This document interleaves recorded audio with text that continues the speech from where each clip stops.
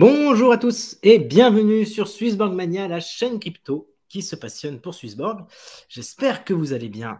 Aujourd'hui, oulala, qu'est-ce qui se passe? Hop. J'espère que vous allez bien aujourd'hui. On se retrouve pour faire On refait le pot numéro 4, celui du 25 janvier. Et je vois que nous sommes déjà nombreux dans le chat. On va faire un petit coucou habituel à tous ceux qui sont avec nous. Nous avons Nick. Salut Nick. On a Yann, Catogne, Polo, Mathieu. On a Soldat Pitivier. On a Nicolas B, Nico Conot, Manu. Et Antoine, bonjour à vous tous. Je vois Rémi que tu es parmi nous. Oui, bonjour à tous. C'est just in time, c'est moi qui t'ai mis le bazar en me connectant, pardon. Il n'y a pas de souci, il n'y a pas de souci. Bah, c'est bien, ça veut dire qu'on aura peut-être, si tu nous le confirmes, peut-être une analyse technique à la fin de la vidéo. Oui, on va le faire, on va le faire. Je suis là Ah, pour ça. parfait, Et parfait, merci parfait, de ton parfait. invitation. Bah, c'est le plaisir, c'est le plaisir. Je sais que ça n'a pas été forcément facile d'arriver on time. Ah là, Mais j'étais à -10, je suis arrivé juste on time. Donc voilà, c'est voilà, cool. parfait. On a pas mal de monde qui viennent de nous rejoindre encore, hein, c'est le début. On a Ludwig, on a David, on a Monsieur Blackzy, salut à toi. Marco Crypto, Aurore, coucou Aurore, Romuald, Acha, Denis, on est nombreux, on est nombreux. Ça fait plaisir de voir que, bah voilà, on a un sujet aujourd'hui qui va être passionnant. On va regarder le sommaire dans un instant. Rémi, tu vas le découvrir avec nous. Qu'est-ce que nous avons? Bon, déjà, hein, on fait le Powo numéro 4 de l'année, celui du 25 janvier. Si vous nous découvrez pour la première fois, eh ben, n'hésitez pas à rejoindre l'application. Hein, plus on est nombreux, plus on est content. Vous pouvez le faire en suivant le lien ou en flashant le code. Le Powo, c'est quoi? C'est un événement qu'on a toutes les semaines sur YouTube, sur la chaîne Swissborg de YouTube, animé par le CEO Cyrus Fazel, qui nous explique un petit peu comment se porte l'écosystème. On a pas mal d'informations, des métriques, et puis aussi l'actualité des développements, des recrutements, etc., etc. Donc nous, ici, on va pour avoir comme objectif de vous faire une petite synthèse de tout ça et de parler aussi de ce qui intéresse la communauté. Il y a plein de moyens de nous suivre sur les réseaux sociaux. Évidemment, il y a le site internet de Swissborg, il y a la chaîne YouTube de Swissborg, le Discord où la communauté se rassemble et discute, Twitter évidemment, et puis on a un Facebook aussi animé par la communauté. Tout ça, c'est parfaitement. Il y a plein de moyens de nous suivre, c'est top, top, top. Si vous n'avez pas le temps d'attendre, si vous êtes très pressé de savoir ce qui s'est dit lors du POO et que vous ne parlez pas bien anglais, eh bien Nico Conot nous fait des super résumés. Encore une fois, là, je vous fais une petite image où vous pouvez tout suivre, mais il ne faut pas hésiter à le suivre directement sur Twitter et à retweeter ce qu'il fait. Comme ça, ben voilà, ça permet de faire partager au plus grand nombre ce qui se passe et ce qui se dit. Alors, au programme, aujourd'hui, on va parler du fait que nous sommes de retour aux portes du top 100. Alors, parfois, on est 98e, 99e. Là, en ce moment, on est 102, 103, 104. Ça varie. Il y a plusieurs tokens qui sont dans un mouchoir de poche. Donc, on regardera un petit peu la tendance du moment sur le CHSB et sa courbe. On parlera bien sûr de ce qui fait l'actualité du Genesis qui va bientôt se refermer. On va parler d'être créatif et d'avancer sur les concours. Le concours qui a été lancé, là, on va en parler. On va parler aussi de Swissborg comme étant une plateforme de gestion de patrimoine et on va regarder une petite slide qui nous a été présentée pendant le Pogo. Je vous ferai part d'une petite réflexion personnelle, de quelque chose que j'ai discuté avec certains des membres de la communauté. Et bon, on a convenu que ça serait peut-être pas mal de vous parler un petit peu de ce genre de tableau que j'ai constitué. Je montrerai comment je l'ai fait et comment vous pouvez le faire à votre niveau avec une méthode assez sympathique. On parlera du Community Index, on fera un petit tour rapide des métriques, et puis du coup, que Rémi l'enrhumé est avec nous, ben, on aura peut-être l'analyse technique à la fin. Alors oui, Nico Connet, effectivement. Le tien, tu veux dire, Nico Connet, le slide où j'invite les gens à te suivre? Ben non, je pense que c'est important de mettre en avant ton travail qui est bien fait en français et en anglais. Donc au contraire, hein, il faut. Et tu as vu, à chaque fois, je mets à jour en allant chercher tes 3 slides que tu nous fais. Donc je pense que c'est important, hein, que les gens sachent que ben voilà, il y a du travail qui est fait. Ok, Ok, on est parti. Petit coucou à Dylan, à JP. Bienvenue à vous tous. Alors, on va commencer par ce retour au top 100. Qu'est-ce que nous avons ici? Eh ben, vous constatez, donc là je me suis mis sur ces deux parties-là. On est sur une période d'un mois. Et sur un mois, ben, le CHSB versus Bitcoin a fait plus 21%.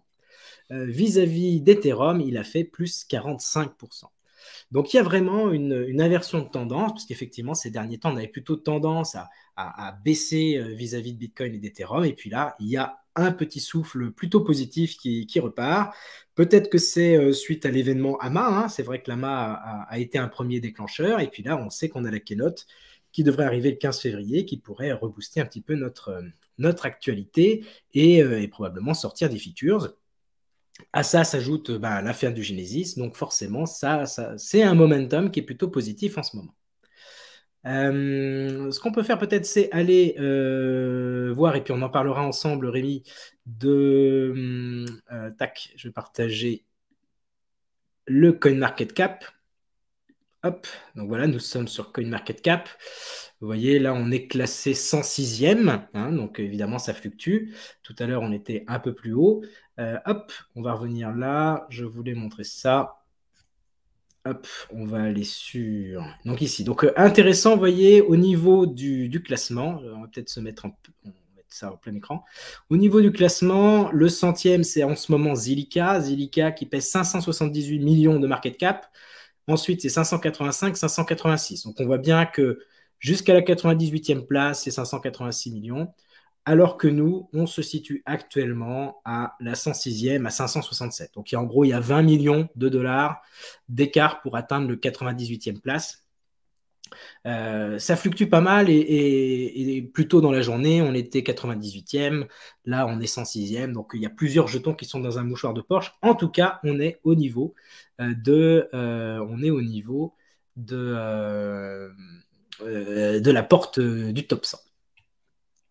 Est-ce que tu as suivi un petit peu ça, là, c'est cette guéguerre pour être dans le top 100, Rémi? C'est quelque chose que je suis depuis 2 ans et demi. Je me dis, moi, j'attends le top 50, le top 30, le top 20. Donc oui, Oui. on cherche à rester dans le top 100. Bon, on en reparlera tout à l'heure si tu me laisses un petit peu de temps pour de l'analyse technique. Mais effectivement, on est dans une période très particulière avec ce qui pourrait ressembler à un démarrage de bear market. Maintenant, on verra sur les analyses techniques ce que ça peut donner. Donc moi, je trouve qu'être déjà aux portes comme ça du top 100, d'arriver à se maintenir, tu as parlé de CHSB versus BTC, on y reviendra aussi tout à l'heure. Moi, je trouve que c'est déjà une belle performance en soi. C'est ça, c'est d'ailleurs ce que disait Mathieu juste avant le départ de l'émission. Il disait effectivement, remonter comme ça alors que tout le marché se casse la figure, c'est vrai que ça fait plaisir, ça montre une force de résilience. On sait que voilà, quand ça monte, quand ça montait, on n'était pas forcément dans le train. Par contre, là, au moment où ça baisse, on voit la force du jeton. D'autant plus qu'on n'a pas du tout utilisé on n'a pas du tout utilisé le Protect and Burn. On a toujours pratiquement 2,5 millions de dollars à l'intérieur. Donc ça aussi, c'est une force de laquelle on peut s'appuyer pour plus tard. Est-ce que tu me donnes 20 secondes pour faire un peu le spoil de l'analyse technique de tout à l'heure? Ben Mais oui, on est vraiment à un moment clé en fait. Autant en période standard, on va dire qu'on peut prendre les paires CHSB USD ou tout autre crypto versus USD parce qu'on aime bien compter et visualiser nos patrimoines. Mais autant dans une période comme celle-ci, c'est intéressant de revenir à la paire contre BTC, voire contre TH, pour voir comment se comporte l'actif par rapport au marché qui est, lui, parfois dans une volatilité importante. Et là, j'ai envie de dire, le combat, c'est plus du tout le même. C'est plus de savoir si on a fait un bon ou un mauvais investissement. Tout le combat, quand je parle de combat, c'est un combat intérieur hein, contre ses propres biais psychologiques. C'est de dire, est-ce que je suis en capacité d'être robuste? Est-ce que j'ai des convictions profondes par rapport à un projet qui n'ont pas changé finalement en termes d'ADN, que ce soit un marché bear ou un marché bull? Et ça, je trouve que revenir à la paire contre BTC, c'est une façon de revenir à du pragmatisme pour lutter contre ses propres peurs. Ouais, et c'est ça que j'aurais envie de développer tout à l'heure. parfait. Parfait, parfait. Merci pour le petit teaser. Restez bien jusqu'à la fin pour avoir l'analyse technique. Donc, comme dit Yann, effectivement, on nage un petit peu à contre-courant avec le CHSB, plus solide dans les baisses, un peu moins rapide dans les hausses, mais en même temps, c'est vrai que les hausses sur le CHSB ont toujours été drivées par de la sortie de fondamentales, une nouvelle features, des nouveaux yields, des choses comme ça. Le yield sur le CHSB, ça avait vraiment déclenché des choses. Donc, c'est pour ça qu'on est beaucoup à attendre la keynote aussi. Hop, dernier point sur le sujet, Nicolas B qui partageait que la dominance Bitcoin remonte aussi quand tout dump. Ça, c'est vrai, hein, effectivement. BTC a tendance à résister mieux que les autres jetons lors d'une baisse. Hein. Donc là, pour l'instant, on ne parle pas de bear market, on parle simplement d'une baisse. On verra dans le temps si c'est un bear market ou si ça n'est qu'un épisode temporaire. Mais le fait que nous, CHSB, nous arrivions à nous maintenir et même à progresser versus Bitcoin montre la solidité du projet en étant moins impacté, effectivement. Rappelons que les ICO ont investi en 2018, on était au tout début du bear market. Oui. Et que ça n'a pas été un mauvais investissement. Je ne veux pas du tout diffuser de l'anxiété, quoi. Il faut prendre les faits comme ils sont et après réfléchir un petit peu. Alors, on va parler de la fin du Genesis. Alors, pendant longtemps, on pensait que c'était le 31 janvier. Bon, confirmation maintenant, c'est le 1er février, la date de fin, à 14 h Central East Time, CET, donc c'est le timing de la France. Hein. Donc 14 h le 1er février, ça sera terminé. On ne pourra plus devenir Genesis, il faut le faire avant. On a fait une vidéo qui revient sur le fonctionnement du Genesis, l'histoire du Genesis, le fait que quand les gens ont pris le Genesis, il y avait beaucoup moins d'avantages, beaucoup moins de fonctionnalités dans l'application qu'il y en a aujourd'hui. Et il faut un petit peu se mettre dans cette perspective-là pour se poser la question, est-ce que le Genesis est fait pour moi ou pas? On ne peut pas simplement se baser sur ce que l'on a aujourd'hui, il faut faire cet effort, cet acte de foi, comme on dit dans la vidéo, pour essayer de comprendre ce vers quoi ça peut tendre. Et évidemment, nous n'avons pas toutes les données en main pour faire notre choix. C'est là où ça revient à un acte de foi. Donc, je vous invite, si vous n'avez pas encore fait, à aller regarder cette vidéo qui retrace un petit peu l'histoire et qui aussi met en avant tout ce que l'on sait maintenant sur le Genesis Premium et ce qu'il apportera sur l'année 2022. Ce qui est intéressant, et je vais peut-être partager avec vous tout de suite cet écran, on ne va pas se le garder pour les métriques, on va le faire maintenant. Hop, je me mets dans le Grafana. Et vous voyez dans le Grafana, en étant en grand, le Grafana, pouf. Ici, on est sur les premiums. Je me suis mis sur une durée de 6 mois. Et vous voyez, il y a clairement un accélérateur qui se met en place. Et beaucoup de gens sont en train de passer Genesis en ce moment.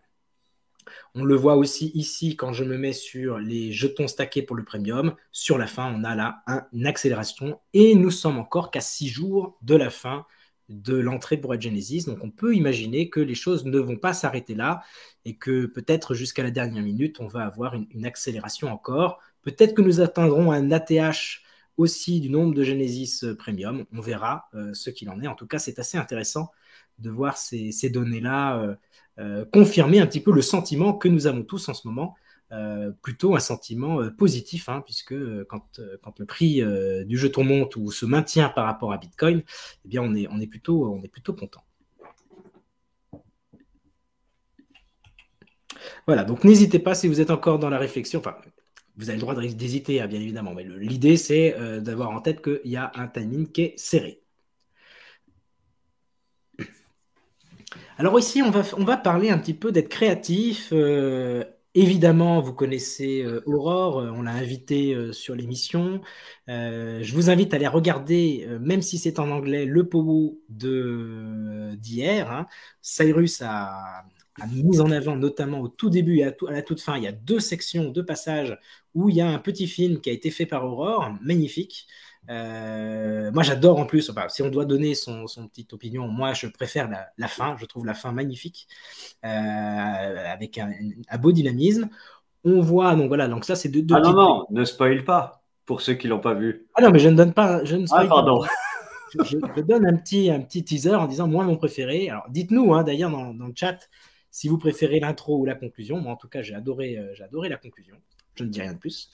Et ce que je voulais mettre en avant, surtout sur Aurore, hein, qui a fait tout ce petit travail. D'une part, c'est qu'elle a produit ce petit film. Deuxièmement, il y a une vente de ce film en NFT via la plateforme OpenSea. Donc, avec une partie des frais, enfin de la vente qui sera reversée à la Fondation des femmes. Et vous trouverez le lien dans la description. Actuellement, l'enchère, a priori, c'est à 0,33 Ether. Donc après, les prix fluctuent, hein, évidemment. Mais c'est assez intéressant de voir. Swissborg a retweeté cette information. Donc n'hésitez pas à aller jeter un petit coup d'œil. D'ailleurs, sur ce site, on peut aller voir le film. Alors, je peux vous montrer vite fait hop, comment ça se présente sur OpenSea. Hop, on y est, voyez là. Donc vous voyez le film ici.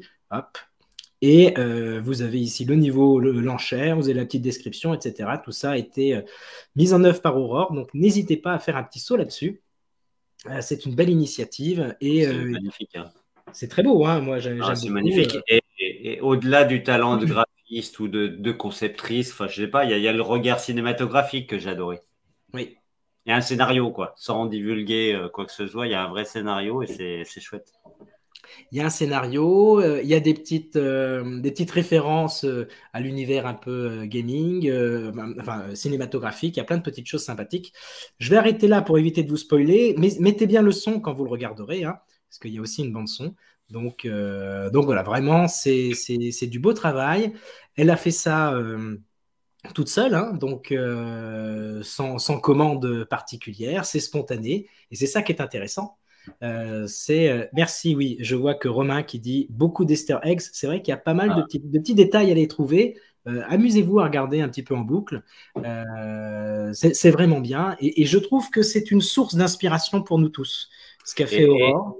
Aurore, je regarde le chat là, commencer en fin septembre, c'est-à-dire qu'il y a 4 mois de boulot, quoi. Et je suis pas étonné, hein. Je suis pas étonné. C'est génialissime, hein. Bravo Aurore. Voilà, c'est un travail qui est reconnu déjà par toute la communauté. Il ne faut pas hésiter à liker, partager le travail qu'a fait Aurore, déjà parce que ça fait connaître son travail et son activité. Ensuite, c'est une très bonne publicité pour Swissborg et ça nous plaît tous. Swissborg le reconnaît, le met en avant, enfin, a fait son petit film au début et à la fin du Pogo. Vraiment, moi, je n'avais pas vu, je l'ai découvert pendant le Pogo. Alors, j'étais peut-être passé un peu au travers, notamment de la deuxième partie, et ça m'a vraiment donné une claque. Donc vraiment, foncez. Vous avez le lien dans la description vers OpenSea où vous pouvez voir le petit film en entier. Foncez, les amis. Et allez suivre Aurore sur son Twitter parce qu'il y a plein de choses intéressantes. Hein. Exact. 4 mois de boulot, c'est vraiment. On ne se rend pas compte, hein, de tout le travail. En plus, moi, j'adore ce petit bonhomme là qui va planter son drapeau, le planter de drapeau. Donc c'est très cool. Et donc, c'est quelque chose qui est important parce que j'ai l'impression que ça nourrit aussi Swissborg. Swissborg nous nourrit tous en nous donnant un petit peu une sorte de guideline de comment faire pour nous aider, mais aussi prend les bonnes initiatives de chacun et contribue finalement à essayer de nous donner des idées. Donc, il y a un concours. Alors écoutez bien, ce concours-là, tout le monde peut y participer. Il suffit juste de donner un petit peu de sa personne. Alors comment ça se passe? Il y a ce tweet qui a été fait par Swissborg, qui a été fait dans la journée. Donc vous regardez, vous suivez Swissborg, vous trouvez le tweet en question, et vous allez pouvoir répondre à ce tweet en faisant quoi? Soit en faisant, il y a une petite vidéo du Cyborg qui fait du breakdance. Donc si jamais vous avez envie de participer à ce concours, soit vous essayez de faire un peu du breakdance comme le robot, ou alors vous écoutez la bande-son et vous essayez de refaire un petit truc autour de cette bande-son. Vous pouvez reparler dessus, vous pouvez faire des choses avec. Enfin, l'idée, c'est d'être créatif. Et c'est intéressant de le faire. Pourquoi? Parce que si vous faites partie des gens qui seront retenus, alors je ne sais pas encore tout à fait quels seront les critères pour être retenu, mais l'idée, c'est déjà de participer. Je pense que plus on participe, plus on a de chance. Et il y aura 5 Genesis Premium à gagner. Donc n'hésitez pas, foncez, soyez créatifs, mettez de votre âme et je pense que il y a une chance intéressante de gagner un Genesis. Un Genesis, c'est quand même exceptionnel. Alors, c'est un Genesis, quand on dit à gagner, on s'entend bien, c'est un discount, donc ça coûtera toujours 5000 CHSB, mais c'est quand même un discount de 45 000 jetons. Donc, foncez, les amis. Vous avez le lien dans la description vers le tweet en question.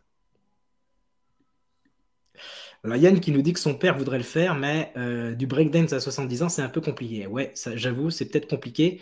Bah, du coup, il fait la chanson où il essaye une reprise, il essaye un petit truc. Il y en a un, il a fait, c'est son gamin ou sa gamine qui fait des trucs. Je trouve que c'était assez bien fait, hein. Donc, n'hésitez pas, soyez inventifs. De toute façon, c'est un peu le mot d'ordre. Il faut qu'on soit créatif. On jazz ou on break. J'ai l'impression, là il y a tout, hein. Je sais qu'il y en a un dans le Discord qui disait qu'il allait faire du beatbox. Mon avis, il faut faire ce qui vous plaît, les gars, hein. Il faut prendre du plaisir dans ce que vous faites. C'est la meilleure façon d'avoir un rendu qui est bien, c'est de mettre un petit peu de vous-même. Et de toute façon, on est tous autour du projet, on adore tous le projet. Donc l'important, c'est voilà, c'est de partager cet amour-là avec ce petit concours, quoi, tout simplement.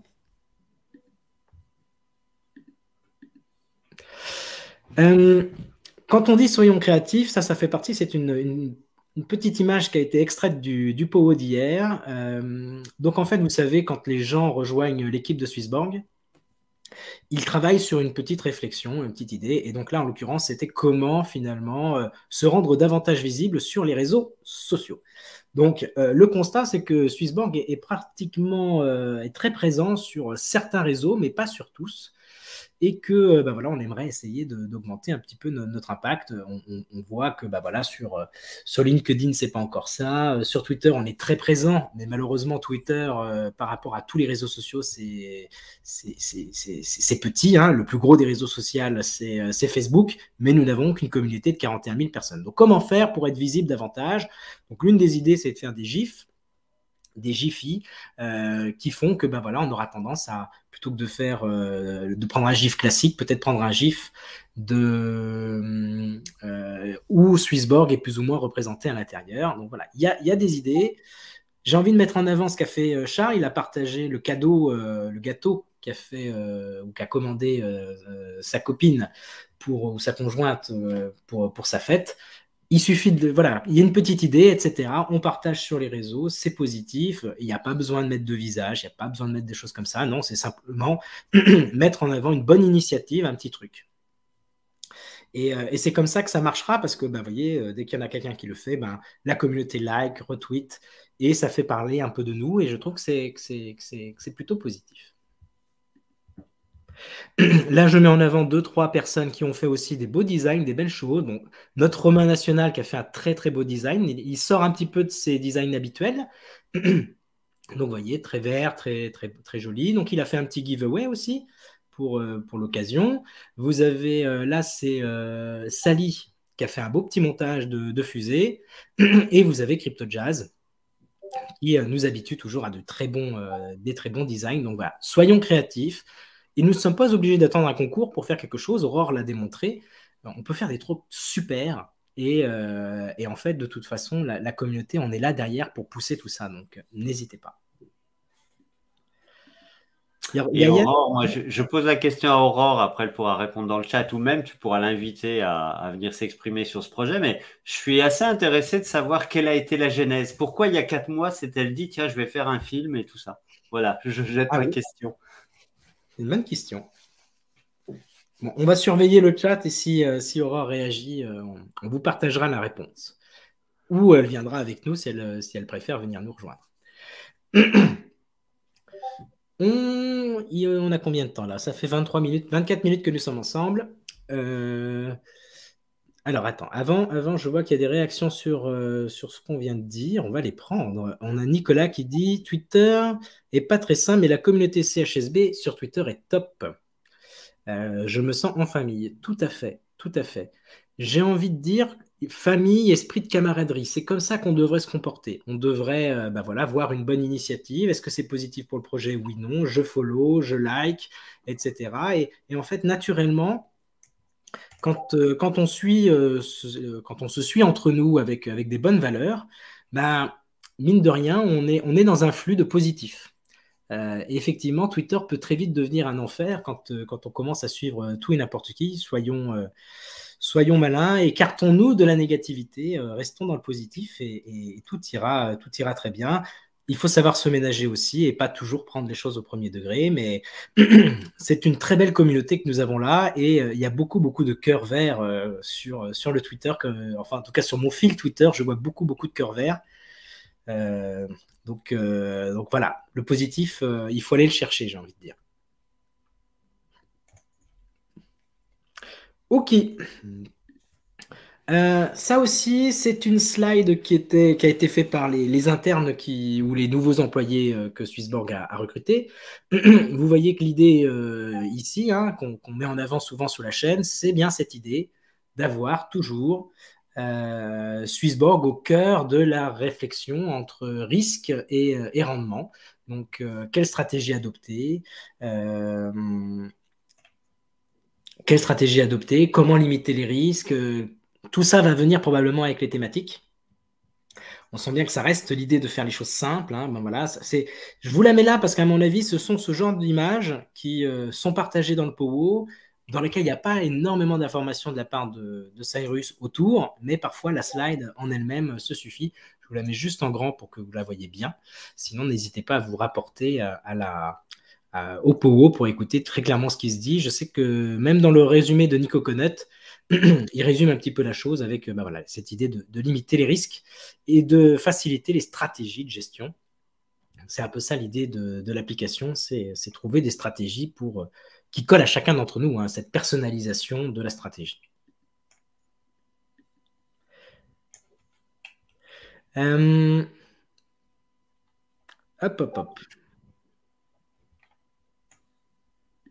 Alors, Alex qui nous dit, je tenais à souligner qu'il y a une belle positivité depuis ce début de semaine, effectivement. Hein, il y a la communauté, je trouve qu'elle a pris un virage ces derniers temps et c'est très agréable à voir. On était déjà positif, mais là, il y a un effet un peu plus fort encore. Etienne nous dit qu'effectivement, Alex n'y est pas étranger à ce sentiment positif et j'adhère à cette idée. Je valide. Ah, on a la réponse d'Aurore, si tu veux la lire, Rémi. L'amour de Swissborg, des NFT, de l'espace et que Swissborg décolle, évidemment, ce qu'on attend tous. La commu, c'est un peu comme notre lettre d'amour. Eh ben, écoute, c'est gentil d'avoir partagé ça. Donc, c'est une action spontanée. Voilà. Il n'y a pas eu un déclencheur, il n'y a pas eu ce côté j'ai réagi sur une AMA ou. Ah non, c'est vraiment sympa. Ouais, tu as fait un travail extraordinaire, hein, c'est clair. Ouais.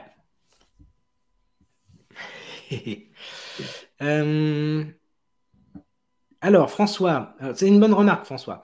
Pour faire une proposition positive sur Twitter, on est limité par le nombre de caractères. Oui et non.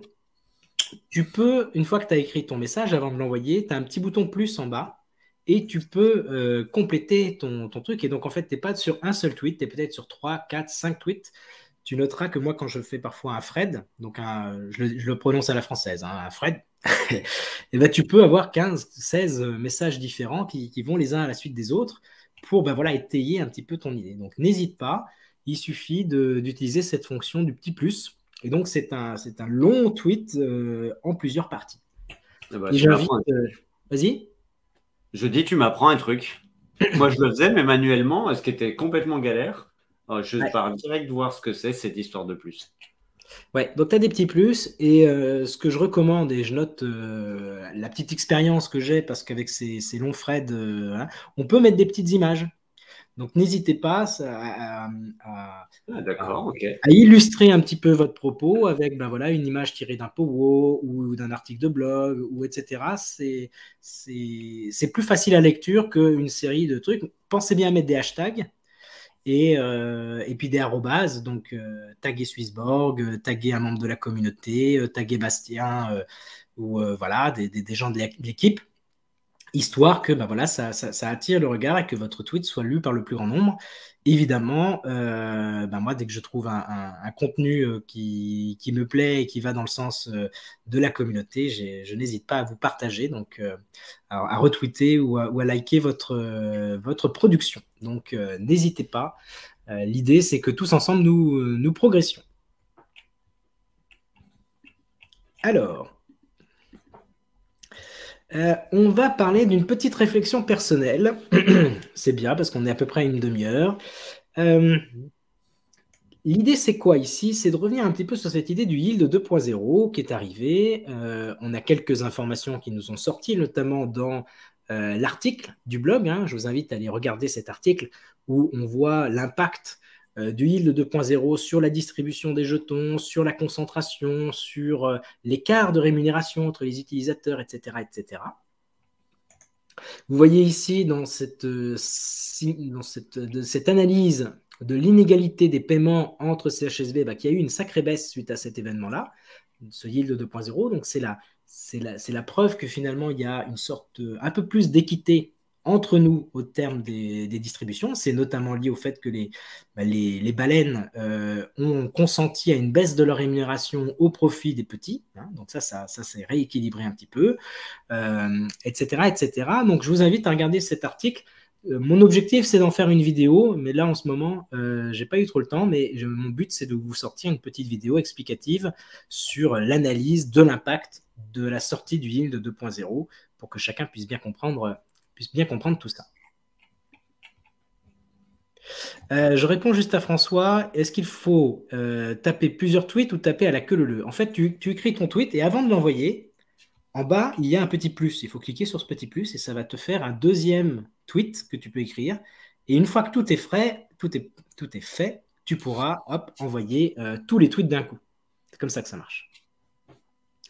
Ok, donc là, l'idée dont je vais vous parler, c'est de voir un petit peu cet impact du yield 2.0, non pas sur l'ensemble de la communauté, mais sur ce que ça peut être pour vous, à titre individuel. Alors, ça, c'est un exemple de tableau que, personnellement, je me suis fait et que je me faisais bien avant, hein, avant même le yield 2.0, hein, histoire de visualiser ce que pourrait être le rendement, le revenu que pourrait générer pour chacun d'entre nous le yield sur le jeton CHSB. Alors, comment ça se passe? Et puis après, on rentrera dans les détails de comment on fait pour remplir tout ça. C'est aussi quelque chose qui va vous aider à savoir est-ce que je dois passer Community, Community Plus, Genesis, potentiellement. Alors, comment on fait ce tableau? Le plus simple, c'est d'avoir, moi j'ai fait une case avec le prix d'achat du jeton, donc ça vous permet de vous dire, voilà, à ce prix-là, combien de jetons je peux avoir. Vous mettez par exemple que je vais acheter 5 000, 10 000 jetons par exemple, et ça vous donnera le montant de l'investissement, hein, par exemple. Alors, ça pourrait être 1000 jetons aussi, hein, donc on voit, vous choisissez en fonction de vos ressources ce que vous souhaitez. Vous mettez ensuite une petite colonne ici qui vous dit, et là c'est à la mano, on va dire, tiens, si je passe standard, combien j'en bloque, combien j'en ai dans le yield, et ainsi de suite en fonction des différents premiums. Et ensuite, c'est là qu'on va regarder quel est le rendement annuel. Et pour faire le calcul du rendement annuel, on va aller sur MyPortfolius parce que c'est un petit peu compliqué de le calculer à la mano. Et heureusement, la communauté, au travers d'une initiative de la DAO, a développé le site internet MyPortfolius. Vous trouvez le lien dans la description. Et on fera quelques exemples là dans la foulée sur cet exercice. Ensuite, le rendement annuel que vous allez saisir manuellement, hein, rendement annuel, vous le divisez par 12, ça vous fait votre rendement mensuel. Et ensuite, on va multiplier ce rendement mensuel par le cours du jeton. Donc là, ce qui est intéressant, c'est qu'on sort de la dynamique du « Ah oui, mais le prix du jeton, il est fluctuant, je ne sais pas combien ça va me rapporter, etc. » Là, on ne fait pas l'hypothèse du prix, on va prendre plein de prix de jetons différents et ça va nous amener à comprendre comment ça marche. Hein, on va faire un exemple hein, dans un instant. Avant de faire l'exemple, il est important de comprendre comment on va remplir ce tableau et surtout les limites de ce calcul. Le calcul est limité par plusieurs éléments. Un, le Community Index change régulièrement. Toutes les semaines, on a un nouveau score. Et de ce score-là dépend le taux qui va être versé. Donc, si on faisait notre calcul sur une note de 9, par exemple, on peut s'attendre à ce qu'en fait, on soit un petit peu au-dessus de la réalité, puisque c'est rare, on atteigne rare dans la durée du 9. On va plutôt être entre 6, 8, dans ces zones-là. Donc ça, c'est à avoir en tête. Nous, on va être là dans un calcul annuel, mais forcément, le taux n'arrête pas de changer. Le deuxième élément qu'il faut tenir en compte, c'est bien que notre graphique, notre rendement va dépendre de la quantité de jetons dans le Smart Yield. Et donc, on voit, hein, dans le temps, ça n'a pas arrêté d'augmenter. Le Smart Yield attire de plus en plus. Donc, potentiellement aussi, s'il y a de plus en plus de jetons, notre taux devrait baisser. Peut-être qu'avec le l'IFO Launchpad, ça va s'adapter, ça va changer un petit peu. On verra comment ça se passe. Mais en tout cas, c'est une hypothèse que nous prenons.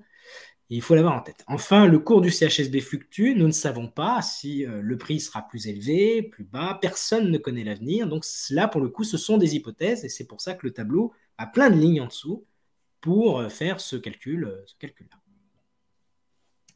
Alors, on va aller, je vais vous partager maintenant mon écran.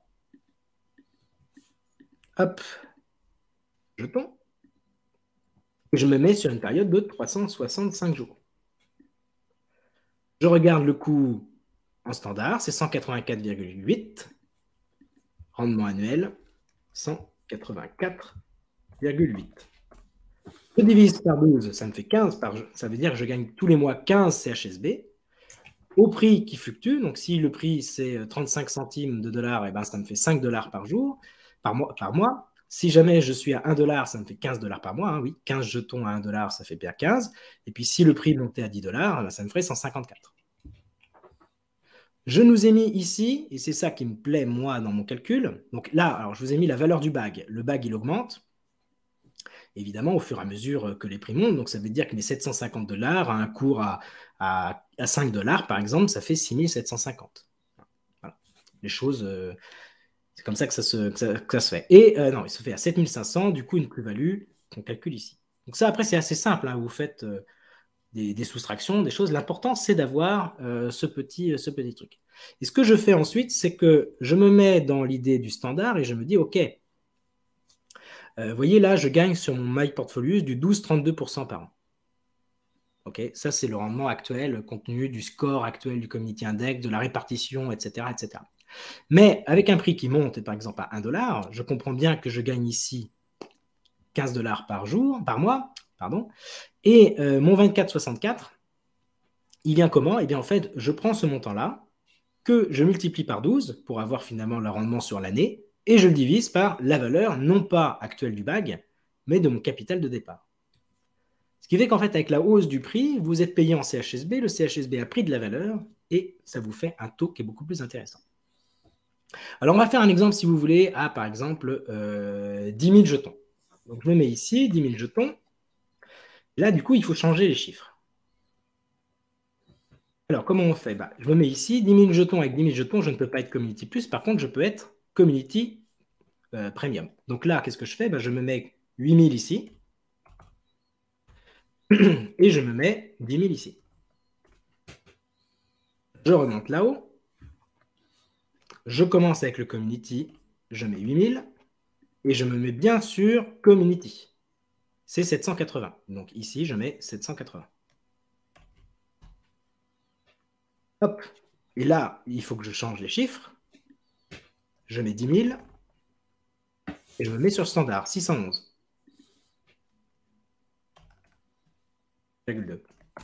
Boum.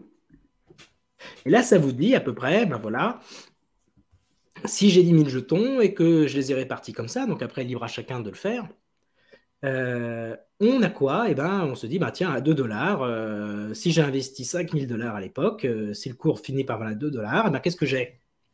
Je vais gagner 130 dollars par mois en étant community. Je ne gagnerai que 102 dollars par mois en étant standard. Donc, on voit bien que là, dès 10 000 jetons, c'est plus intéressant d'être community.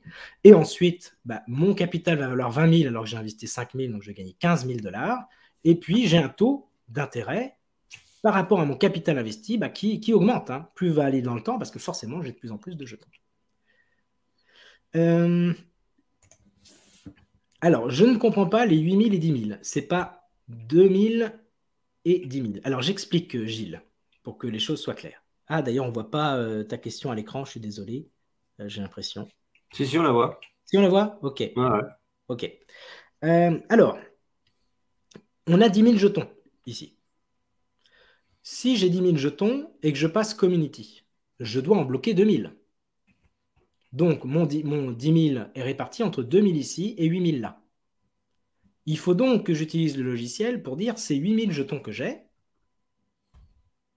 et je prends bien le rendement versé pour un community, ce qui est 780 à l'année. Et c'est pour ça que j'écris là. Par contre, quand je suis standard, je ne bloque aucun jeton, donc je peux mettre 10 000. Voilà. C'est pour ça qu'on utilise le My Portfolios, parce que faire le calcul à la main, c'est juste la croix et la bannière. Là, vous avez un calcul qui est fait. Et c'est pour ça qu'on trouve le 611. Est-ce que vous voulez qu'on fasse un nouveau calcul, Rémi, une idée, une envie d'un chiffre? Ah, non, c'est pas. Je voulais juste rebondir sur ce que tu faisais là. Les puristes te diront que tu pars à ISO pourcentage sur ta projection. Ça pourrait être intéressant aussi de faire l'ajout de l'intérêt composé sur ce truc-là. Parce Oui. que là, tu peux avoir. Là, tu es dans une version. Ce que je veux dire par là, c'est que tu es dans une version minimaliste. C'est-à-dire que la plus-value est probablement plus élevée que ça.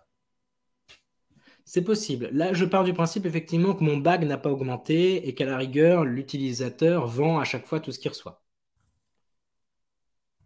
Ouais, exact.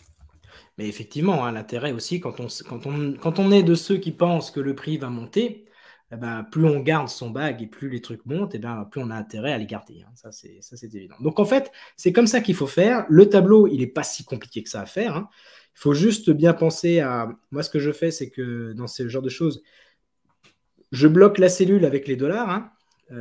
Ici, hop, on bloque les dollars en haut et ensuite on fait multiplier par la colonne des prix.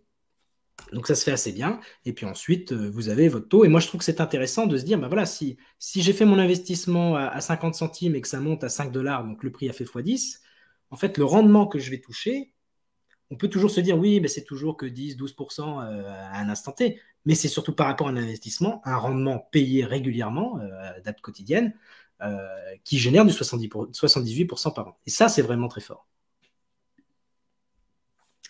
Voilou, voilou. C'était ça que je voulais vous montrer. C'est assez facile à faire. Si vous êtes Genesis, si vous êtes Community, et par exemple, tous ceux qui ont obtenu, par exemple, grâce au Crypto Challenge, un community à un jeton, bon, bah, vous adaptez et vous mettez 9999. Hop, tout simplement. Et du coup, là, vous changez là-haut et vous mettez à 9999. Aussi simple que ça. Hop, on va, hop, comment je fais pour arrêter ça? Pas que je clique sur le mauvais bouton, arrêter, hop, voilà.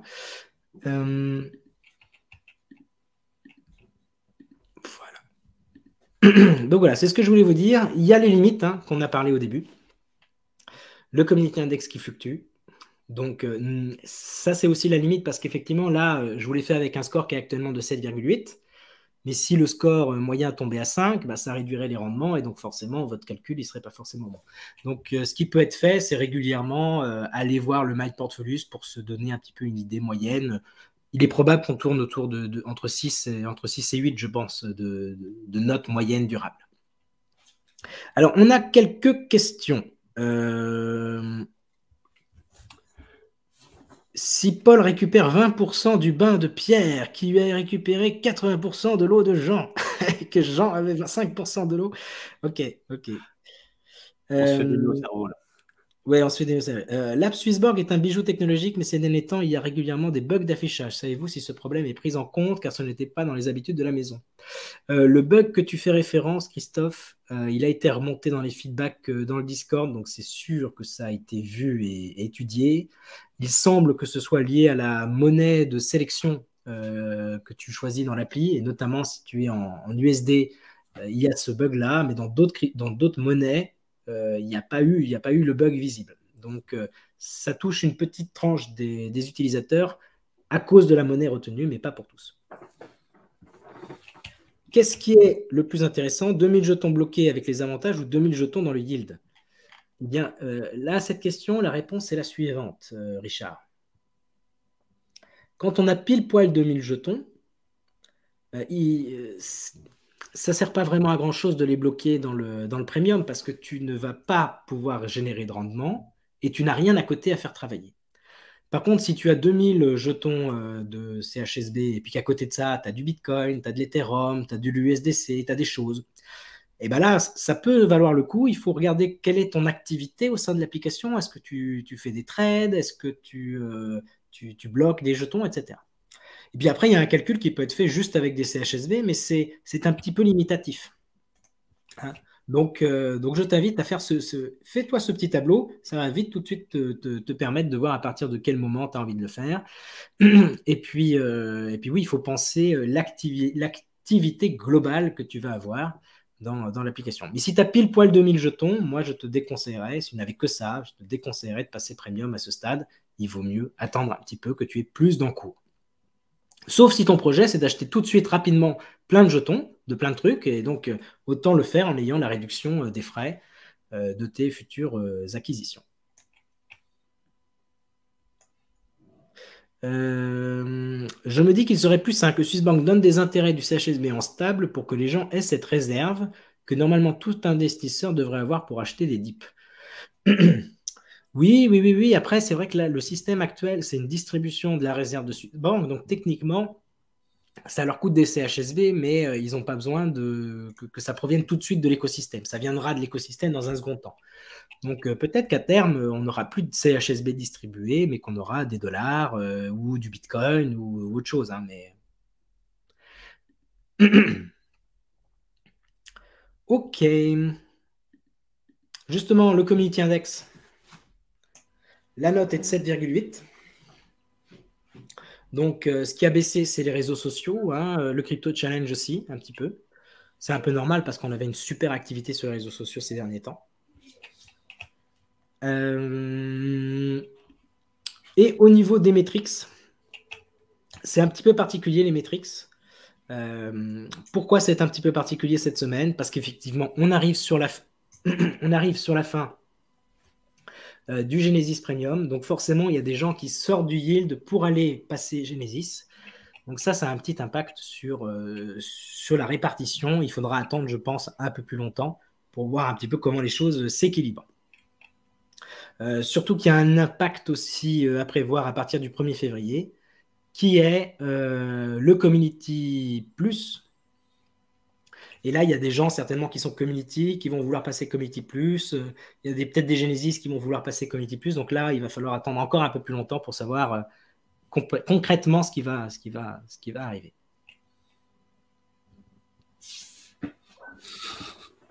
C'est de la tourtelle twist, hein, c'est de la bière sur l'alcool.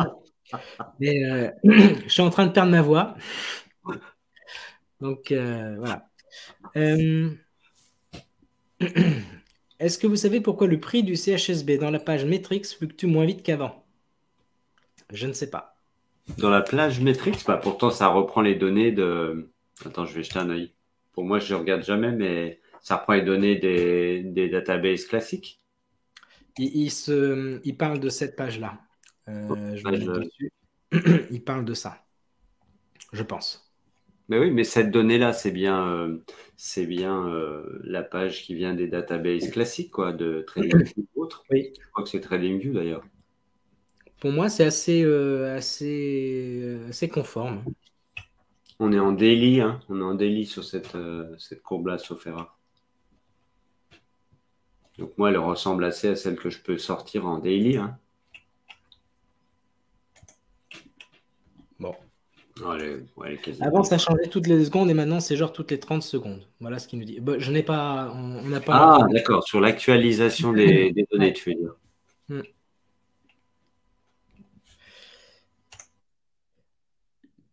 Qui t'a dit que la tourtelle soignait les maux de gorge? Bah, je sais pas, mais je tourne au miel aussi.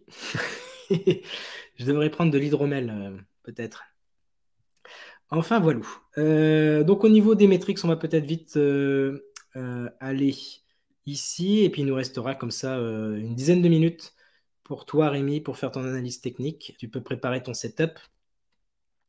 Là, j'ai mis 6 mois. On a 6 mois devant nous. Donc, on voit que la trend de l'acquisition du nombre d'utilisateurs est toujours dans la bonne direction. Au niveau des valeurs dans le Smart Yield, là, fatalement, on voit Ethereum a fortement baissé, Bitcoin a fortement baissé, mais ça, c'est la tendance du marché par rapport à l'ATH. Les choses ont baissé. Nous, le CHSB a baissé aussi, mais bon, il y a un petit rattrapage ces derniers temps. Le Protect and Burn monte bien, toujours pas d'utilisation. Donc, on fait le plein peut-être avant la keynote, peut-être pour casser la dynamique de ceux qui voudraient vendre le jeton pendant la keynote. En tout cas, là, il y a quand même 2,5 millions de dollars. 2,5 millions de dollars à 50 centimes de dollars le jeton. On n'est pas loin de pouvoir acheter 5 millions de jetons sur le marché. Et puis, comme vous le voyez ici, les jetons pour le premium, on est à un ATH. Les jetons non Smart Yield, là, on est sur un faux plat. Mais c'est un peu difficile de voir l'avenir parce que ben voilà, on est dans cette période de transition d'un endroit vers un autre. Et la supply disponible restante, là, est quasiment à son plus bas. Hein. On a cette petite latéralisation depuis quelques jours qui est liée justement à ces fluctuations d'un camp à l'autre. Le buyback qui commence à avoir un petit peu d'ancienneté, hein, qui n'arrête pas de monter. De même que là, pour le coup, là, le Protect and Burn, là, c'est un petit peu calmé depuis plus d'un mois maintenant. Donc voilà, donc les chiffres de l'écosystème sont plutôt positifs. Ça va dans le bon sens. Moi, ce qui me fait plaisir, c'est de voir cette accélération du retour des Genesis. Les community premium ne sont pas en reste. Hein, vous voyez, ça suit toujours cette belle tendance. Là, il n'y a pas de ralentissement. Donc, on verra si sur la toute fin, il y a des gens qui sortent du community pour passer les trucs. Mais à mon avis, ça représente tellement peu de personnes. Hein. Le retour ici du point bas à 5510 à 5560, c'est 50 personnes. Donc, quand on regarde les chiffres, là, ça fait peur, ces fluctuations, mais en fait, c'est 50 à 100 personnes, 100 personnes, grand maximum. Est-ce que je ne pense pas qu'il garde le Protect and Burn pour contrer le pump and dump à la marque? Il serait capable de le faire et je trouve que ce serait une bonne idée. D'ailleurs, le simple fait que nous en parlions, que ce soit dans notre esprit, potentiellement, ça peut dissuader certains qui voudraient le faire. Donc, en soi, ce n'est pas une mauvaise idée de garder ça, parce que c'est vrai que si on a des gars qui joueraient contre le jeton et qui se mettraient à vendre après une petite hausse dans le marché, pendant la keynote, se voir racheter tous les jetons par ce Protect and Burn et ne pas voir le cours baisser, mais au contraire rester stable, ça risque de les forcer à racheter le jeton à un prix plus haut et ça pourrait être un mauvais plan pour eux, une mauvaise opération pour eux, tout en soutenant le jeton. Ludwig, nous n'aurons plus de tokens directement listés par Swissborg. Je ne comprends pas ta question. Normalement, si, hein, il y a plein de jetons qui sont encore prévus d'être listés. Hein. Si tu regardes sur la roadmap, le lien est dans la description, tu verras que dans ce qui est planifié, donc sur lequel ils travaillent déjà en ce moment, en développement, sur lequel ils travaillent déjà, il y a déjà 4-5 jetons, dont PancakeSwap, etc. Donc il y a des choses. Hein. Comme dit Christophe, la sortie du Boost Yield, ça pourrait limiter aussi les ventes. Voilà Rémi, j'ai envie de te laisser la main, d'une part parce que je perds ma voix et d'autre part parce que le temps tourne. Avec plaisir. Ah la vache. Écoute, je prends un peu le relais pour te faire reposer la voix. Ouais. Alors, je explique le contexte. Hein, quand même, j'ai fait 10 heures de route en 48 heures et je suis arrivé à 16h50 chez moi. J'ai branché le PC, je me suis connecté juste quand tu démarrais. Donc, je vais reprendre ce que j'avais comme analyse plus ou moins. Et puis, l'idée, c'est peut-être d'avoir une réflexion sans dire d'être concentré sur l'évolution du prix. C'est plutôt une réflexion sur où est-ce qu'on en est sur le marché et quel comportement il faut avoir. Parce qu'aujourd'hui, 80% de ce qui se passe pour tout investisseur crypto, c'est quoi faire, quoi. Quoi faire au sens, est-ce que je lâche? Est-ce que je maintiens mes convictions? Est-ce que je renforce? Et c'est plutôt ça la question. Après, on peut utiliser les graphiques pour s'aider à réfléchir à ça. Mais je pense que c'est pas tellement important la valeur absolue de soit nos bénéfices, soit nos pertes. C'est plutôt est-ce qu'on a envie de poursuivre parce qu'on a des convictions ou est-ce qu'on doit se préparer un plan de sortie parce qu'on a aussi d'autres convictions. Et moi, j'en suis là. En tout cas, c'est ma perception du moment, quoi, si vous voulez. Et donc, j'imagine que tu as un slide. Ah oui.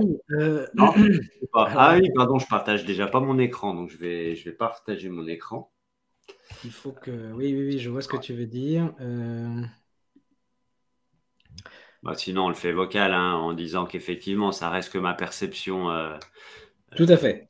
Personnelle et qu'en rien, c'est un conseil en investissement, évidemment. C'est du partage d'enthousiasme ou parfois d'interrogation, comme ça peut être le cas aujourd'hui. Je vais juste essayer de partager mon écran. Hop, j'ai pas eu le temps de le faire avant que ça démarre. Je vais faire ça. Et hop. Voilà.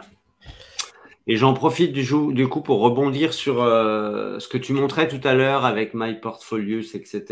Je voulais juste rappeler qu'il y a déjà une page sur le site swissborg.com avec la présentation du 2.0.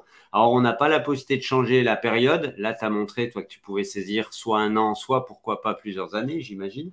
Mais on a quand même sur ce truc-là, moi, un truc que j'avais trouvé super avec le curseur simplement qui permet de faire son évaluation et de voir graphiquement aussi ce que ça a comme impact en termes de tranches sur les revenus. Voilà. Et ça, c'est top ici. Moi, je m'en suis servi à un moment donné pour justement évaluer l'intérêt ou pas de tel ou tel profil quand j'en parle avec des copains de la communauté. D'accord? Je voulais juste montrer ce truc-là au passage. Ensuite, la deuxième chose, tu en as parlé tout à l'heure, CoinMarketCap. Alors, attendez, je vais essayer de réduire. Pof. Ce qui est intéressant quand vous êtes sur CoinMarketCap, évidemment, quand vous êtes sur le graphique, la page classique, vous avez toutes les valeurs et tout ça. Ce qui est intéressant, c'est la valeur qui est tout en haut. Elle est toute discrète, mais elle est vachement importante, hein. C'est la market cap classique. Vous cliquez dessus et vous obtenez, pour le coup, un graphique. J'ai cliqué dessus. De combien de temps je dispose? Il est 57. Tu veux être en retard de combien de minutes? On peut se donner 10 minutes. 10 minutes. Allez, ça C'est marche. bien 10 minutes. Moi, ça me va. Donc, je disais, quand vous cliquez sur la valeur là-haut, ça vous permet d'avoir une visualisation donc, de ce qui représente la market cap crypto, c'est-à-dire tout l'argent qui est investi dans le monde de la crypto, toute crypto confondue. Alors, vous avez un premier graphique avec le Bitcoin, vous en avez un deuxième sans le Bitcoin. Bon, pourquoi je montre ça? Vous pouvez l'agrandir et c'est là où j'étais tout à l'heure. Voilà, ça vous permet d'avoir l'historique depuis le début du projet et vous pouvez centrer votre regard peut-être sur les 2 dernières années, les 3 dernières années, peu importe, ça n'a pas beaucoup d'importance. Ce que je voulais montrer surtout, je vais réduire d'ailleurs la période. Voilà, ce que je voulais montrer tout de suite là, c'est que toute crypto confondue, on avait une valeur quasiment à 3000 milliards ici, hein, 2900 milliards, je ne sais même pas si je suis sur le point haut, mais on n'est pas loin des 3000 milliards. Et qu'actuellement, on a corrigé pour aller chercher les 1800 milliards. Donc, on est à un petit peu plus que 50% de retracement sur l'ensemble des cryptos. Donc, ce n'est pas un problème de Bitcoin, ce n'est pas un problème de crypto. Enfin, c'est vraiment un problème de marché global crypto qui s'interroge aujourd'hui, qui respire après avoir fait un plus haut à 3000 milliards. Voilà. Donc ça, c'est important de l'avoir en tête quand vous réfléchissez à votre positionnement parce que voilà, c'est pas que vous avez fait des investissements sur un mauvais projet ou que le Bitcoin s'écroule parce que c'est la fin du monde. Non, c'est vraiment l'idée d'un marché qui respire. On le voit bien. De toute façon, il a déjà respiré une première fois ici. On était monté à 2500 milliards pour aller chercher les 1200 milliards. On avait fait un moins 50, grosso modo. Et là, on est sur une trajectoire un peu à la moins 50. Alors, on pourrait faire sur ce graphique-là de la même façon qu'on le ferait sur TradingView de l'analyse technique et on va aller regarder peut-être la résistance qui passe par les sommets et on pourrait guetter aussi le franchissement de cette résistance-là de la même façon que la sortie du couloir par le bas pour voir si on est plutôt dans une tendance qui se confirme ou pas. Donc ça, je voulais vraiment vous mettre sur cette piste-là aussi en termes de réflexion. Et puis ensuite, bah, évidemment, Bitcoin contre USD, bah, c'est intéressant de regarder quand même. Donc, je disais tout à l'heure, effectivement, quand on regarde ça en weekly, voire en monthly, bah, on a le sentiment qu'on est sur un marché qui respire. Certains diront même que c'est de la correction violente. Voilà, on voit bien qu'aujourd'hui, on est sur 2 vagues successives. Moi, je voudrais revenir aussi aux fondamentaux. On parle souvent, et toi Julien t'en parles, mais continuellement sur ta chaîne, on parle souvent de construction d'un écosystème. Et moi, je reste avec cette vision fondamentale qu'aujourd'hui, on a un transfert de richesse qui va venir du marché traditionnel, que ça soit mais alors hyper large, l'immobilier, le marché action, le marché devises, tout ce que vous voulez, les assurances vie, vers une fraction de cette richesse mondiale, vers justement le marché crypto. Et ça, c'est quelque chose qui va se passer de facto puisque c'est des transmissions de patrimoine qui se font de génération en génération quand les générations défilent. Et ça, il faut bien le garder en tête, c'est qu'on est au tout début aujourd'hui d'une d'une aventure crypto. Tout à l'heure, on disait 1800 milliards sur le marché, le crypto market cap. 1800 milliards, imaginez un peu la notion, l'ordre d'idée, c'est 100 000 milliards pour le marché financier mondial. Voilà. Donc, quand vous avez 1800 milliards ici, vous avez 100 000 milliards moins 1800 sur le reste du marché et de la finance. Donc, on est, grosso modo, pour dire les choses autrement, on est à moins de 2% de la finance mondiale avec le marché crypto. Donc, on est au tout début de cette aventure et la question qu'on peut se poser légitimement, c'est est-ce que ça mérite qu'on y reste là pendant 3, 5, 10 ans? Et qu'est-ce que sera l'avenir de la crypto? Ou est-ce que finalement, on vient prendre un petit peu, j'entendais Asher qui disait, il faut savoir être modeste quand on débute en crypto. C'est pas mal aussi comme vision. Il faut se dire que les arbres ne montent pas jusqu'au ciel, ou en tout cas, quand on vise la Lune, comme Aurore nous l'a démontré, on n'y va pas en une seule étape. Donc, il y a des choses qui se passent, il faut savoir être prudent par rapport à ça. Mais aussi, on a des convictions. Et moi, ma conviction, elle est toujours la même, c'est que ce transfert de richesse va avoir lieu. Il va prendre peut-être quelques années, mais il va avoir lieu et ça veut dire que la volatilité sur la crypto va être peut-être amplifiée par ce phénomène de transfert de richesse. Voilà. Et donc, pour moi, c'est plutôt le signe que le long terme va payer, comme ça a toujours été le cas à la fois sur le marché action. Si vous prenez le marché action sur 20 ans, eh ben, vous êtes toujours quasiment gagnant, quels que soient les actifs que vous tradez. Et sur le marché crypto, ben, on a plus de volatilité, mais potentiellement, il suffit de voir Bitcoin de la même façon. Hein. Bitcoin, même si on a vécu des vagues de volatilité négative, ben, on est toujours sur un marché gagnant. Donc, si on zoome un petit peu, parce qu'il y a ça qui vous intéresse quand même, je vais zoomer là-dessus. Moi, ce qui m'intéresse, c'est le niveau. Alors, le zone de test, pour moi, on est en train de la tester, d'accord. Si on prend un petit Fibonacci, vous savez que je suis fan de Fibonacci, voilà, on se rend compte qu'on est bien allé taper les 50 à 61%, c'est ma zone de retracement classique. Là, on est plutôt en train de tester la zone des 78%. En retracement. Et moi, ce qui m'intéresse dans une phase comme ça de correction, hein, on va pas parler de retracement ou de respiration, mais plutôt de correction, eh bien, ce qui m'intéresse, c'est les niveaux qu'on a déjà atteints du côté des bornes basses, quoi. Voilà. Et le niveau qu'on a déjà atteint et qui a été retravaillé avant de rebondir et de marquer un creux important, puisque c'est le creux qui forme la majeure pour moi en termes de support, eh bien, il est plutôt autour des 29 000, 30 000. Alors, j'ai pas réussi à vous retrouver l'indicateur, là, j'ai pas eu assez de temps pour me préparer, mais vous avez un indicateur aussi qui vous donne les ordres d'achat et de vente en fonction des niveaux. Et ça, vous pourrez le regarder. Aujourd'hui, on est positionné surtout sur des ordres d'achat placés entre 30 000 et 31 000 dollars sur le Bitcoin. Moi, ce que je garde en tête aussi, toujours dans cette réflexion, je suis un peu comme toi, comment Julien, c'est que je suis plutôt à partager une réflexion, là, mes interrogations, puis après, bah, réagissez hein, sur le chat. Moi, mes interrogations, c'est de me dire, OK, on est en train de corriger, mais je ne vois pas, personnellement, j'ai cette conviction profonde, je ne vois pas la crypto disparaître du jour au lendemain. Il faudra un cataclysme planétaire pour que ça arrive.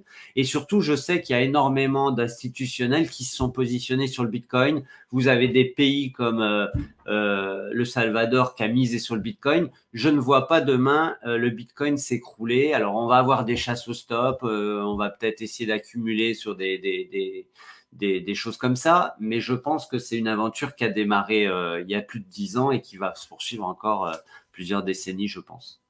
Donc aujourd'hui, on est sur un niveau bas, pour le retracement en tout cas, hein, et j'attends avec impatience de savoir si on va rebondir sur un niveau technique à ce niveau-là. Alors c'est vrai, je l'ai mis de manière très objective, on a franchi la majeure qui a été marquée par ce creux-là. Donc, j'attends de voir un petit peu comment ça va se positionner. Ce qu'on va surveiller maintenant sur Bitcoin, ça va être le couloir en fait. Hein. Ce couloir de baisse, on a un ATH ici, on a un sommet ici, puis on a un creux ici. Voilà. Donc la question, c'est comment on va naviguer dans ce couloir. Est-ce qu'on va rester dedans ou est-ce qu'on va venir le percer vers le haut? Ça sera une première inflexion. Dès qu'on aura marqué un creux, on pourra se permettre de déplacer ce point-là sur un nouveau creux. On n'a pas de creux pour l'instant. C'est pour ça que je ne me suis pas permis de le faire. En analyse technique, on marque des creux. Hein, c'est vraiment important. Donc, je le laisse là pour l'instant et je considère qu'on est plutôt sur un franchissement baissier de ce support. Donc, j'attends le rebond technique. En tout cas, moi, je l'espère ici. Ce qui me laisse entendre que je l'espère, c'est surtout cette partie-là. Hein, en fait, si je vous prends cette partie-là, on est, alors ça, je vous en ai parlé aussi très souvent, que ce soit sur le MACD ou le RSI, c'est inévitable et incontournable. On a une alternance de niveau bas et de niveau haut. Donc, quand le RSI sera épuisé vers le bas, c'est-à-dire qu'on aura épuisé la force vendeuse, fatalement, ces vendeurs de la première heure vont être là en se disant est-ce que c'est le moment de réinvestir? Et on aura un rebond technique. Alors, peut-être ça ne durera pas et ça poursuivra la baisse ensuite, mais il y aura forcément un rebond technique. La question, c'est est-ce que ce rebond technique va buter sur la résistance de ce couloir et repartir à la baisse, ou est-ce qu'on va la transpercer? Je suis optimiste. Si on la transperce, on aura un magnifique double bottom et peut-être on repartira vers la hausse parce que j'imagine que moi, aujourd'hui, les marchés n'ont pas envie d'un Bitcoin qui chute et je ne vois pas le Bitcoin chuter à 3000 $ comme ça a pu se faire par le passé. Donc voilà pour le Bitcoin. Ethereum se comporte un petit peu plus, on va dire, avec plus de volatilité quand même, d'accord. Malgré tout, je vous renvoie à la vidéo que j'ai faite sur Ethereum, là sur TradingView. Moi, je reste persuadé que c'est un bon numéro 2. D'ailleurs, on regarde les volatilités, vous l'avez sur mon écran, yes, vous l'avez sur mon écran. Donc, si on regarde les dominances, effectivement, Bitcoin a gagné un petit peu, il était à 40, on est passé à 42. Ethereum était à 22, il est passé à 18, donc il a perdu un petit peu de part de marché, si j'ose dire. Mais ça veut dire que les autres projets ont bénéficié de cette part de marché-là. Elle a été répartie sur des projets plus importants avec plus de volatilité aussi. Les métaverses notamment, hein, voilà, on y revient. Ce que vous pouvez faire aussi, et ça, je vous partage ça, c'est de comparer votre actif, celui qui vous intéresse, avec BTC versus USD. Ça, pour le partager, c'est pas compliqué. Vous prenez, moi j'aime bien prendre Binance parce que c'est une plateforme qui a quand même de la liquidité. Et je fais même une échelle de pourcentage. Voilà. Vous le mettez dessus. Et là, vous avez la comparaison de votre actif avec le Bitcoin. Donc là, on voit que sur une échelle de temps qui est assez longue quand même, hein, puisque ici, on est en quel moment là? On est en 2020, donc il y a 2 ans. Hein. Sur 2020, on voit 2020, 2021, 2022, début 2022, on est quand même encore gagnant sur Ethereum par rapport à ça. C'est dynamique, donc si vous réduisez l'échelle, vous glissez ça vers la gauche, si ça veut bien, hein, je crois que je suis en partage d'écran, voilà. Et là, vous allez faire bouger cette comparaison pour vous rendre compte que peut-être ici, sur 1 an environ, on est sur une équivalence de performance entre Bitcoin et Ethereum, plus ou moins, plus 22% pour Ethereum. Donc ça, c'est un truc que je fais souvent quand je suis dans une phase comme ça où je m'interroge, c'est de regarder les actifs par rapport à la référence, alors Bitcoin ou d'autres, hein, pourquoi pas, et me rendre compte si ça mérite. C'est pour ça que moi, aujourd'hui, je crois beaucoup en Ethereum aussi et je pense que sur un rebond technique, on aura une grosse volatilité sur Ethereum. On y vient à CHSB versus BTC et c'était une de mes intentions de parler de cette paire-là parce que quand je suis dans une phase comme ça où je peux avoir, comme vous tous, des moments de doute, eh bien, j'aime bien revenir à une comparaison avec BTC parce que ça me permet de voir non pas quelle est la valeur de mon patrimoine, mais me concentrer sur comment résiste le projet sur lequel j'ai misé. Alors que ce soit celui-là ou les métavers, ça marche pareil. Hein. Vous pouvez faire l'essai avec n'importe quelle valeur. Donc là, sur un modèle comme celui-là avec CHSB versus BTC, c'est vrai qu'on a marqué des creux. Vous le voyez ici, mon canal haussier qui est haussier. Donc, je l'ai marqué ici avec un creux qui est ici. Et un deuxième creux qui a été celui qu'on a marqué en 2020, en octobre 2020. D'accord? Donc, il n'y a pas si longtemps que ça, hein, il n'y a pas 2 ans. Je l'ai marqué là. Ensuite, on voit qu'on l'a travaillé pour le retravailler et le rebondir dessus. Donc, voilà, on pourrait ensuite prendre ce creux-là et le recaler sur le dernier creux qu'on a marqué là, cette fois-ci, en octobre 2021. Voilà. Donc ici, on est avec un canal haussier, tout le monde peut le remarquer. Je suis en weekly, j'ai oublié de vous le préciser. Et donc l'idée, et ça je l'ai partagé sur les réseaux, notamment sur TradingView et sur mon Discord, mais voilà, pour ceux qui me suivent sur mon Discord, j'ai noté moi qu'on avait franchi la majeure, celle qui est notée par l'ATH, enfin qui est formée de l'ATH et du dernier creux, du dernier sommet, pardon, qui est ici, en août 2021. Et donc, on l'a franchi. La question maintenant, c'est est-ce qu'on va tenir ce test? On est dans un test encore, on est encore assez proche de la valeur. La question, c'est est-ce qu'on va le tenir? Et moi, je rejoins sur ce que tu disais tout à l'heure, Julien.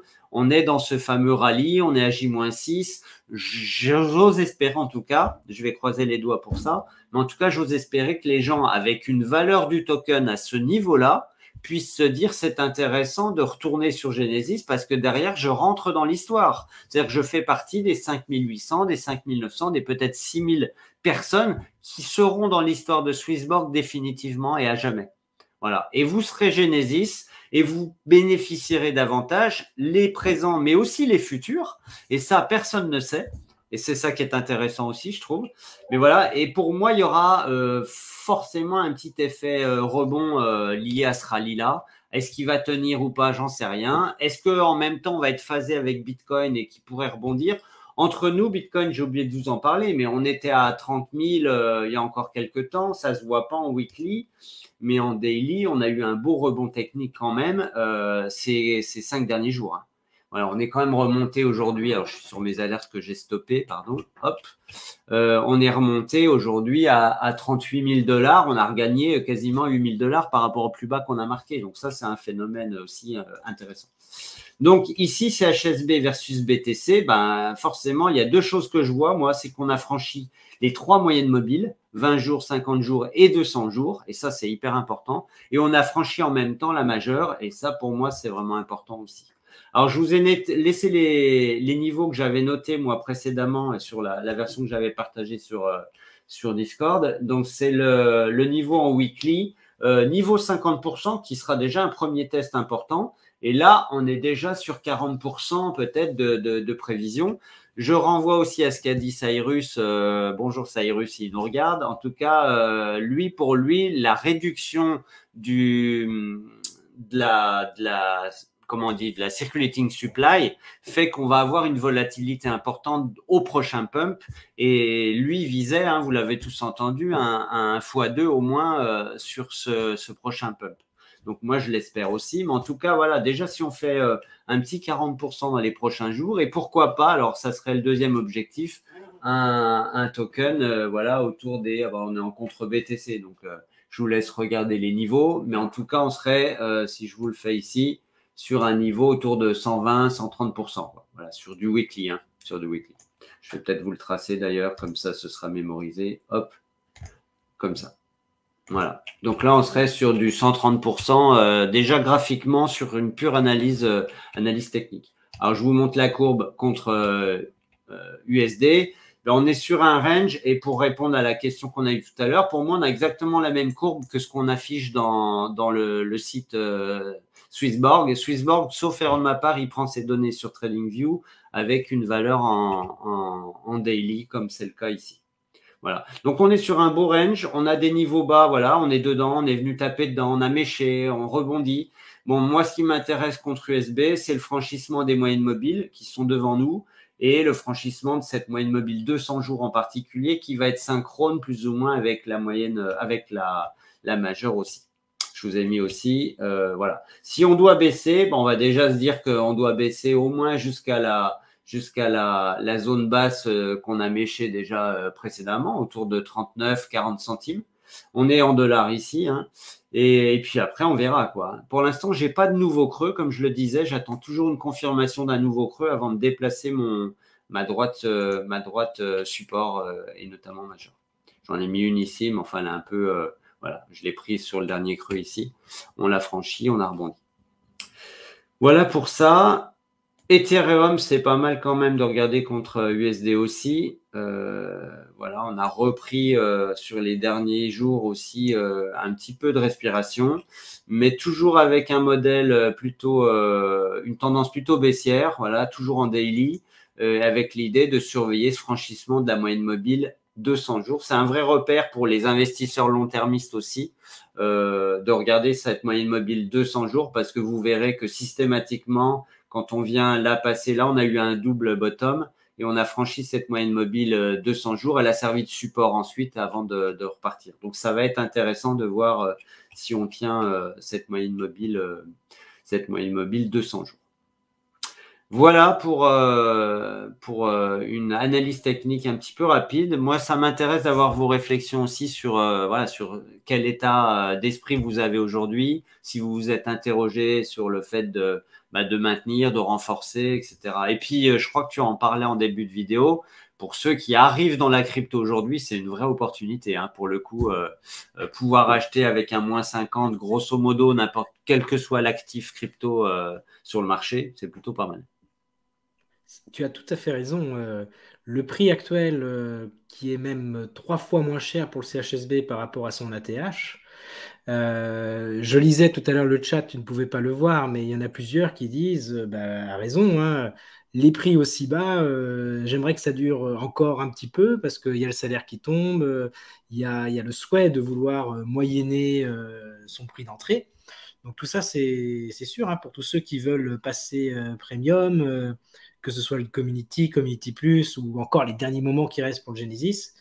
Ces petites périodes d'aspiration du prix par le bas, qui, comme tu le vois, hein, comme tu le montres très bien, là, c'est un range qu'on a depuis quelques mois maintenant. C'est vraiment positif. Et moi, ce qui m'a beaucoup plu, alors, parce que moi, ce qui me parle le plus, c'est le fondamental. Et tu as commencé un petit peu par du fondamental hyper macro, hyper zoom out.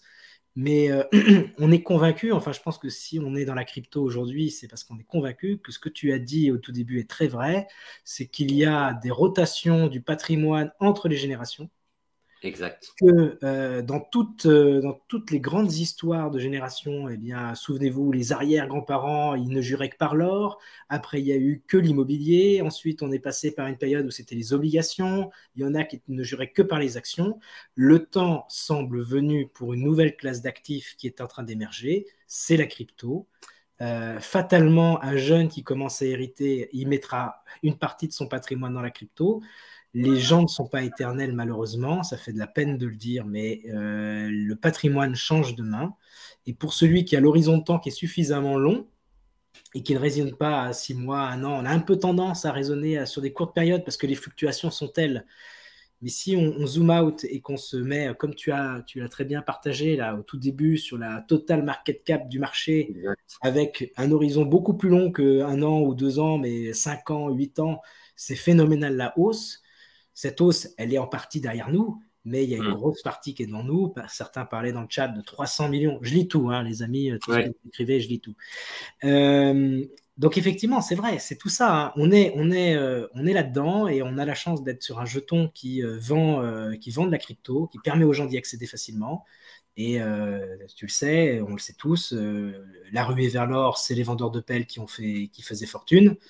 On est dans cette logique-là et en plus on espère qu'en passant par Swissborg, etc., tout le monde pourra avoir sa part du gâteau et nous tirer vers le haut, voir son patrimoine prospérer et les outils, les fonctionnalités que l'application va sortir, bah, ça pourrait être tout ça.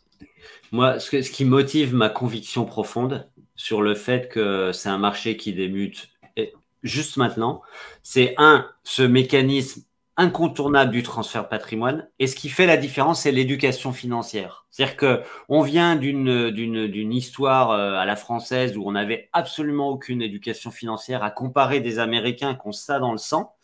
Nous, on était jusqu'à présent des blaireaux. La crypto a fait que les gens se sont intéressés à la finance.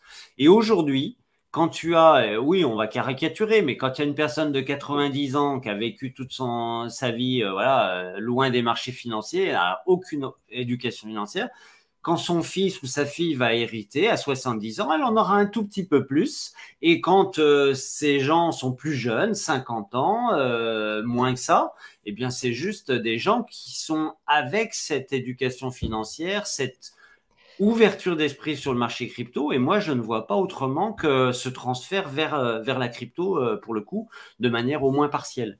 Mais ne serait-ce que 3% de la finance mondiale, si tu fais 3% de plus de 100 000 milliards, eh bien, tu fais quasiment un plus 30% sur le marché crypto d'aujourd'hui. Et c'est juste énorme.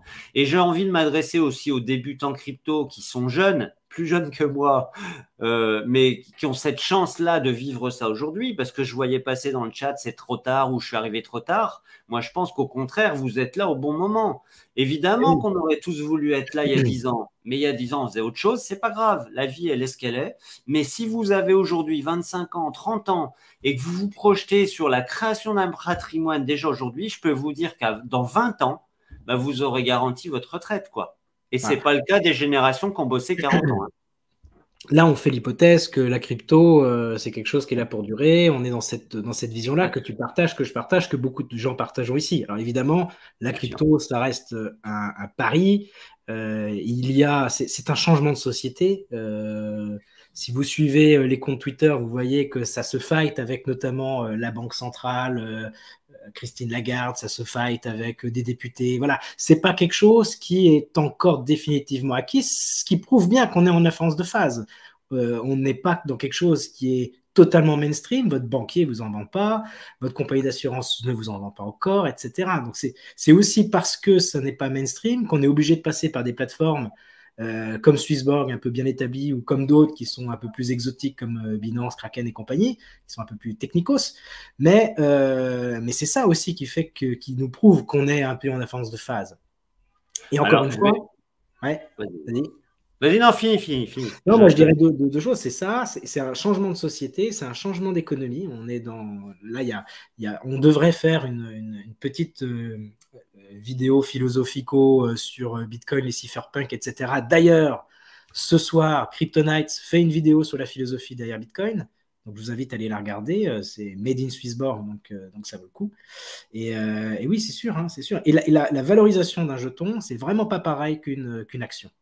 C'est vraiment pas la même potentiel de valorisation. Et on découvrira ça dans les années qui viennent, qu'il y a beaucoup plus de valeur potentiellement dans un jeton que dans une action. J'avais fait une vidéo là-dessus, mais c'est incroyable comment on peut valoriser un jeton plus qu'une action en capitalisation. Je vais renvoyer à une théorie qui tourne beaucoup dans ceux qui bossent en innovation. Moi, j'ai bossé un petit peu en innovation, j'ai bossé en knowledge management aussi. On parle souvent de la théorie de Schopenhauer qui dit que pour toute rupture de société, rupture technologique, etc., on passe systématiquement par 3 phases, ridicule, dangereux, évident. Et moi, je pense que la crypto, on est complètement là-dedans. Moi, j'essaye en écoutant l'actualité, en écoutant un petit peu, de détecter ces choses-là. Et en fait, le ridicule, c'est quand on a acheté une pizza avec, je sais pas combien de milliers de bitcoins, et les gens ont dit, oh, regarde-les s'amuser un petit peu. Et là, on est plutôt au stade de la dangerosité quand le FMI s'intéresse à ça, quand ils veulent lancer leur euro digital. Et aujourd'hui, la tentative, moi, je fais le parallèle avec la télé câblée. Voilà, prenons l'exemple, dans les années 2000, télécablé, là, il y a eu un consortium de chaînes publiques, TF1, machin, qui ont dit, oula, mais qu'est-ce que c'est que cette concurrence déloyale, c'est pas possible, etc. Il y a eu un gros fight. Et qu'est-ce qui se passe 10, 15, 20 ans après? Ils ont tous 5 ou 6 chaînes sur les canaux câblés. Et puis, c'est devenu évident pour tous que c'est comme ça. Et la crypto, on est là-dedans. C'est encore peut-être un petit peu dangereux aux yeux des institutionnels et des traditionnels, mais ça deviendra évident dans quelques années, j'en suis convaincu. Hein. Ils ont beaucoup à perdre. Quand on voit le FMI venir menacer plus ou moins le Salvador, parce qu'ils ont fait, c'est la première nation à accepter Bitcoin comme monnaie nationale, forcément, il y a des réticences, parce que on sait bien que c'est une histoire de domino, ce genre de choses. Le premier domino tombe, après c'est les autres pays de la région, après c'est l'Afrique. Ouais. Bien sûr. Ça peut vite devenir. On va pas refaire le monde ce soir parce que le temps court. En tout cas, les amis, j'étais très content de t'avoir déjà, Rémi, parce que tu nous as fait un cours magistral. C'est dommage, c'est pas dans le sommaire. On va rajouter ça en post-production. Moi, ça me donne le baume au cœur de voir ce cours du CHSB repartir vis-à-vis des principaux trucs. Tu nous as bien montré les courbes de tendance qu'on a réussi à franchir par le haut vis-à-vis de Bitcoin. Donc ça, c'est top. On verra où ça nous mène. Tu disais, il nous reste une semaine. Moi, je vise pratiquement un mois avec la keynote. Oui. Il y a plein de choses dans les cartons, donc on verra ce qu'il en est.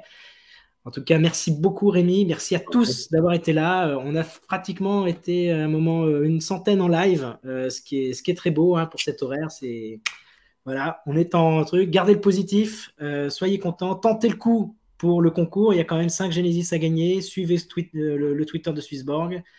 Faites-nous un petit breakdance, faites-nous du beatbox, faites-nous rêver.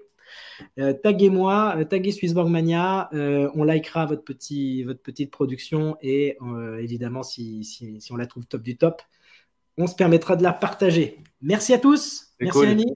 Merci à tous. Allez, à Ciao. bientôt Salut. sur les Bye bye. réseaux. Ciao.